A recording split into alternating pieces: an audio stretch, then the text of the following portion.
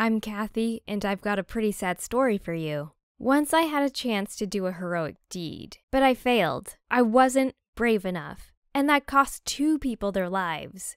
I've always considered myself brave, even courageous, just like those knights who single-handedly fought dragons. I was just a small girl who wasn't even actually able to protect herself, but I fancied myself very powerful. Kids at school didn't want to mess with me. I had a habit to respond to any insults with my fists. Well, I was too short and weak to harm anyone actually. Yet the bullies considered me a nuisance and preferred not to touch me. They thought of me as a human version of a chihuahua, relatively harmless, but still able to deliver a good bite when provoked. Overall, our school wasn't a great place to study at. The kids were clearly split into strong ones and losers, and it was actually very easy to become a loser. If you weren't able to stand up to those high school kids, you were immediately declared weak, and everyone was essentially allowed to prey on you. I didn't like that, even though they never actually bullied me. I even saved some unfortunate underclassmen from the bullies.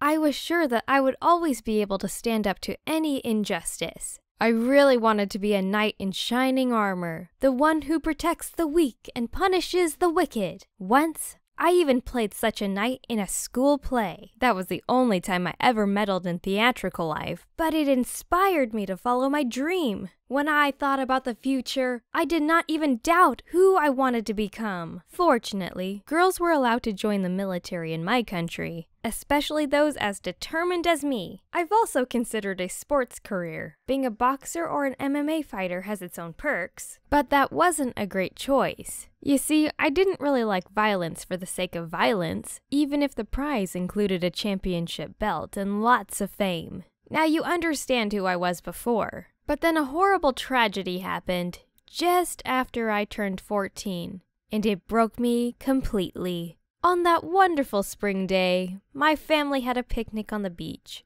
We set up our camp a little apart from other people. Everything was great. The grass was green, the sun was shining, chill river breeze felt amazing. Of course, we children were forbidden to swim. It was still cold. Yet the day still was great. Somehow, I was left alone in the clearing. The adults, my parents, uncles, and aunts, were discussing something in the nearby gazebo. Guess they were also drinking there, far from their children to notice. Or maybe they had some adult secrets to tend to. I don't know. Anyway, they left us kids to hang out on the blankets near the shore. The kids, on the other hand, all ran to the beach. They played beach volleyball and talked to their peers. There were a lot of people on the beach that day. That wasn't actually surprising. The weather was great.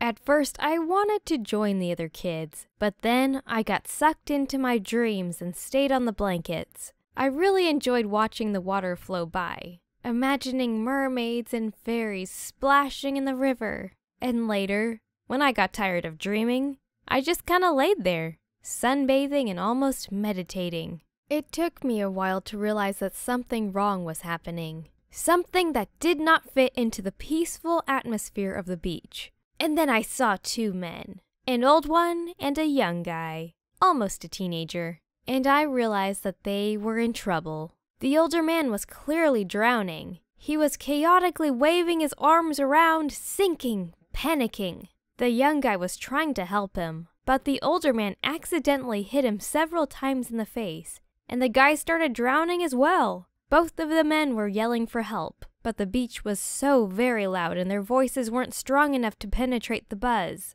I always thought that in such a situation, I could move mountains. It seemed to me that I'd immediately jump into the water and pull the drowning men out all by myself, and that then I would definitely be rewarded for saving them. A cute little story with a happy ending. Yet, none of that happened in real life. I just panicked. So much that I couldn't even move. All I could do was just stare at those 2 men. I saw both of them slowly disappear beneath the waves.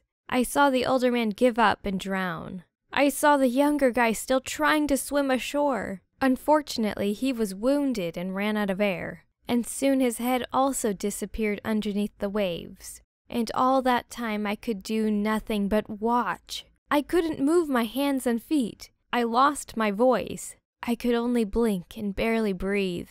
I couldn't even look away. The adults first noticed that something was wrong with me and ran to help me. And only then, they saw 2 men floating lifelessly in the river and called rescuers.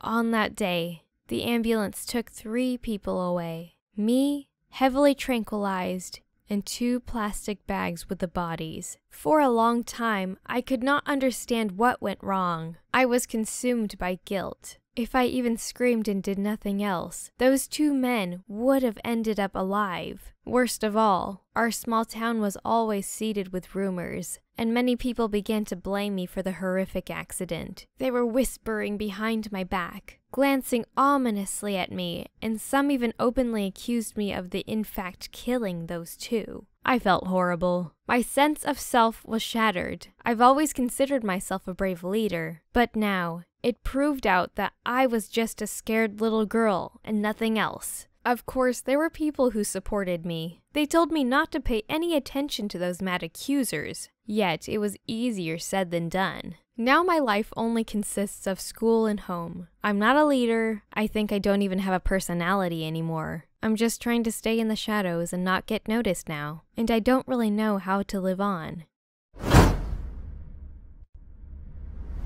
I'm Melissa, and I owe that girl, Kathy, a massive apology. I told her that she was responsible for those deaths, and now she suffers because of what I said. My family was everything to me. I had a wonderful, loving husband and a great son.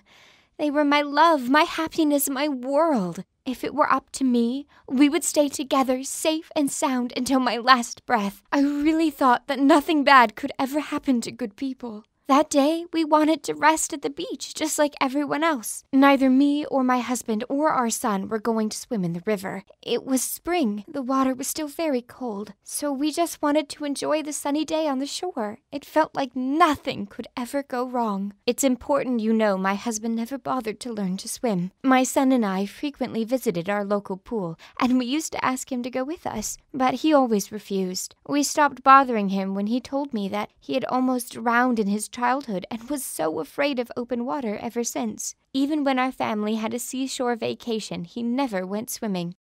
I turned away for literally 1 minute because I had met a neighbor there, you see, and we began discussing our hedge problems with her. We had some thick rose foliage separating our yards instead of a fence, and recently some of the flowers began to dry up as if something prevented their healthy growth. I suggested simply uprooting the infected bushes and planting new ones, but the neighbor still hoped for a miracle. But anyway, it was the neighbor who noticed trouble first. Her horrified face made me look back, and then I saw my husband drowning and my son jumping to the rescue. Later, they told me that my husband stumbled on the wet sand and fell into the water. He got very unlucky because he fell into the deepest area of the beach. My husband immediately swallowed a lot of river water and started drowning.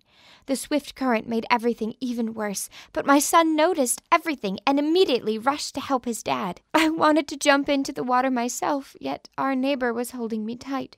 She told me that I couldn't help them, and she was right.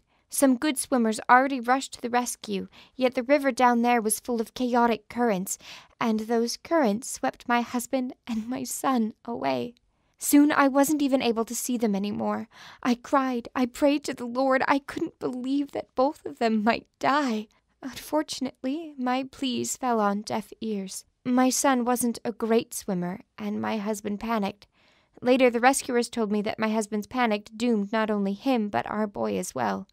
No matter what, I love both of them, and I couldn't blame my lost loves. So instead, I blamed it all on a girl who saw everything and didn't utter a word. At the time, I was sure that she deliberately kept silent. After all, there were other people nearby, many of them adults. She could do something herself or at least call for help. I didn't really know how the child could help my boys. I know it was irrational for me, but I simply blamed her instead of dealing with the problem and hated her for being alive when my whole family perished. Once, Kathy even came to see me to apologize. Unfortunately, I couldn't stand the sight of her. I became hysterical, shouted at her, and accused her of drowning my husband and my son to her face. Of course, Kathy ran away and never came back. Some people actually believed what I said. Later on, when I finally came to my senses, I wanted to take my words back, but now they refused to believe me, and Kathy herself was just scared of me and didn't want to listen to me. A pity, because now I know that she wasn't to blame for anything.